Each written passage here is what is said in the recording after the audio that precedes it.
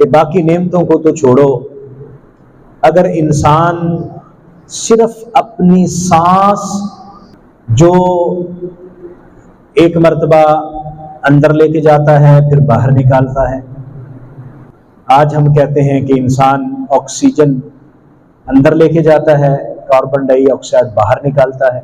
وہ فرماتے ہیں کہ اگر انسان اپنی سانس پر غور کرے تو ہر سانس پر 2 مرتبہ شکر کرنا واجب بنتا ہے۔ ایک مرتبہ جب وہ آکسیجن اندر لے کے جا رہا ہے اور جب کاربن ڈائی آکسائڈ باہر نکال رہا ہے، اگر یہ سلسلہ منقطع ہو جائے یا اس میں کسی طرح کی کوئی خرابی آ جائے تو انسان کی صحت خراب ہو جائے، پراپر طریقے سے آکسیجن اندر نہ لے جا سکے اور پراپر طریقے سے کاربن ڈائی آکسائڈ باہر نہ نکال سکے تو صحت اس کی صحیح نہیں رہے گی۔ فرماتے ہیں کہ ہر سانس 2 مرتبہ شکر کو واجب کرتا ہے، تو آپ اندازہ لگائیے ہم روزانہ کتنی مرتبہ سانس لیتے ہیں؟ ہزاروں مرتبہ،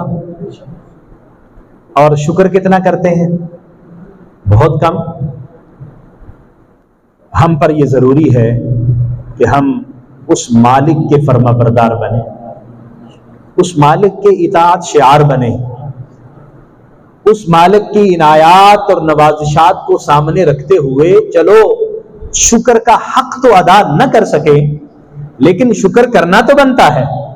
ذکر کرنا تو بنتا ہے، اس کی اطاعت کرنی تو بنتی ہے۔ اور اب اگر ہم ان نعمتوں کے بدلے میں اس کی اطاعت کو سامنے رکھیں اور صرف چند موٹی موٹی نعمتیں یا ایک نعمت کو جو میں نے ذکر کیا ہے اس کو سامنے رکھ کے اور اس کے بدلے میں ہم 5 وقت اس کی بارگاہ میں حاضر ہو جائیں، اس کے سامنے سجدہ کر لیں، ہم کچھ وقت نکال کے اس کے ذکر میں بیٹھ جائیں تو پھر بھی اس کے احسان زیادہ ہے اور ہمارا اطاعت کرنا، ہمارا ذکر و فکر کرنا اور اس کا شکر بجا لانا یہ بہت کم ہے،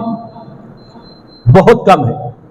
اس کے احسانات زیادہ ہیں، اس کی کرم نوازیاں زیادہ ہیں، اس کی مہربانیاں بہت بڑھ کر ہیں جو ہماری سوچ اور فکر سے بھی بہت زیادہ ہے۔ تو ہمارا کام کیا بنتا ہے کہ ہم ہمیشہ اس کے شکر میں اپنی زندگی بسر کریں، اور صرف یہ نہیں کہ اس نے ہمیں فرمایا کہ میں نے تمہیں یہ نعمتیں دی ہیں، چلو تم نماز پڑھ لو، چلو تم ذکر کر لو، تو وہ نعمتیں ان ذکر کے بدلے میں ہو جائیں گی، ان عبادات کے بدلے میں ہو جائیں گی؟ نہیں، اگر ہم ان عبادات کو بجا لاتے ہیں، اللہ کی اطاعت اور فرما برداری کرتے ہیں، تو فرمایا تم اطاعت اور فرما برداری کرو،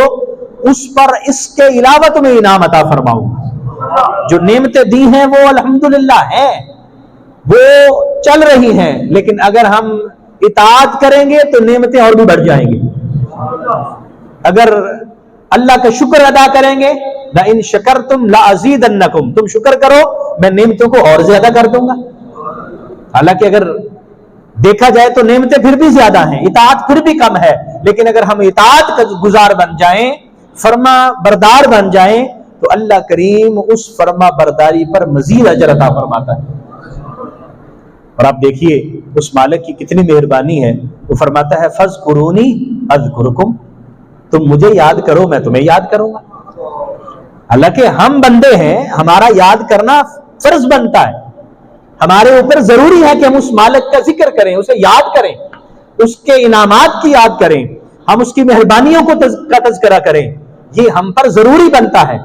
کیونکہ جس پر کسی نے احسان کیا ہو، جس پر کسی کی مہربانی ہو، اس منعم علیہ پر ضروری ہے کہ وہ اپنے منعم کی شکر گزاری کی بھی کرے، اس کی تعریف بھی کرے، اس کی حمد و ثنا بھی کرے، جس نے انعام کیا ہے اس کا تذکرہ بھی کرے، یہ تو واجب ہے۔ لیکن وہ فرماتا نہیں فَاذْكُرُونِي أَذْكُرْكُمْ، تم مجھے یاد کرو، اس کے بدلے میں جو باقی نعمتیں ہیں وہ تو ملتی رہیں گی، لیکن ایک اتنا بڑا تحفہ تمہیں یہ دوں گا، تم مجھے یاد کرو گے تو میں تمہیں بھی یاد کروں گا۔ اور پھر حدیث مبارکہ میں بڑی خوبصورت روایت صحابہ بیان فرماتے ہیں کہ نبی رحمت صلی اللہ علیہ وسلم نے فرمایا हदीस कुदसी है, अल्लाह करीम का इरशाद है, अना इंदा ज़न्नी अब्दी बी,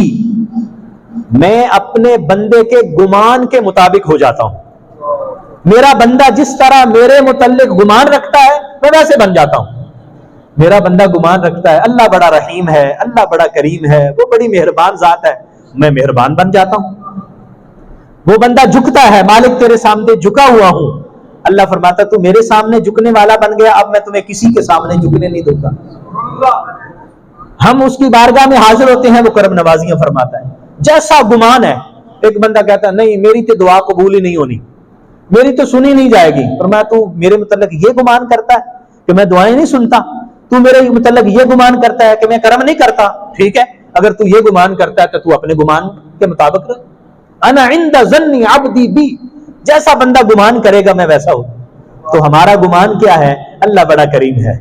वो बड़ा रहीम है, वो बड़ी मेहरबान जात है, वो हमेशा हम पर फजल और करम फरमाता है। और फिर इसी हदीस मुबारका के आगे जो मैंने अल्फाज आपके सामने पढ़े, इससे आगे अल्लाह तबारक व तआला ने इरशाद फरमाया, मन ज़करनी फी नफ्सिही ज़करतुहु फी नफ्सी, फरमाया जो मुझे तन्हाई में याद करता है मैं भी उसका जिक्र तन्हाई में करता हूं। जो तन्हा बैठ जाता है, तो अल्लाह की जात तो वैसे वहदहू ला शरीक है, वो तन्हा जात है, फरमाया तन्हाई में याद करता है तो मैं उसे तन्हाई में याद करता हूं। वमन ज़करनी फी मालाइन ज़करतुहु फी मालाइन खैरिम मिनहु, और जो मुझे मजलिस में बैठ के याद करता है मैं उससे बेहतर मजलिस में उसको याद करता हूं। हम यहां बैठकर अल्लाह की बारगाह में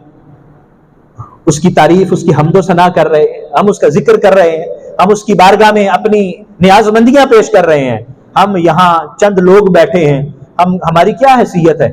हमारा क्या वकार है, हमारा क्या मकाम है? अल्लाह करीम फरमाता है तुम जैसे भी हो, तुम मुझे मजलिस में बैठकर याद करते हो, तुम बंदे में मजलिस में बैठकर याद करते हो, और मैं फरिश्तों की मजलिस सजा लेता हूं,